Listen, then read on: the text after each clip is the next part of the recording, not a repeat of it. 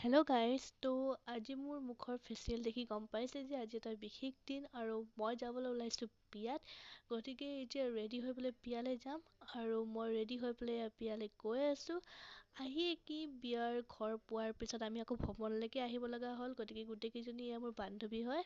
আহি আছোঁ আৰু এয়া হৈছে কইনা আৰু এয়া দেখিছে পেকেট পেকেট কৰি আছে। এইজনী হৈছে কইনাৰ বায়েক মানে মোৰ বান্ধৱী। আৰু আমি এয়া ভৱন আহি পাই গ'লোঁ।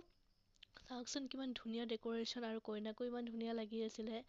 আৰু এইফালে ৰেডি হৈ আছে আৰু মই ভাবিলোঁ এনেই এটা ভিডিঅ' বনাওঁ আৰু কেনেকুৱা লাগিছে জনাব মোক। আৰু এয়া হৈছে কইনা আৰু মই তাৰ ওচৰতে বহি আছোঁ আৰু মোৰ এজনী ভণ্টিৰ নিচিনা। আৰু তাৰপিছত আমি সকলোৱে খাবলৈ আহিলোঁ। কইনাৰ বায়েক, এইফালে বান্ধৱী, এইফালে মই। আৰু খাই উঠি অলপমান ডেন্স কৰি সকলোৰ লগত তাৰপিছত ঘৰলৈ গুচি আহিলোঁ। Thank you, bye by.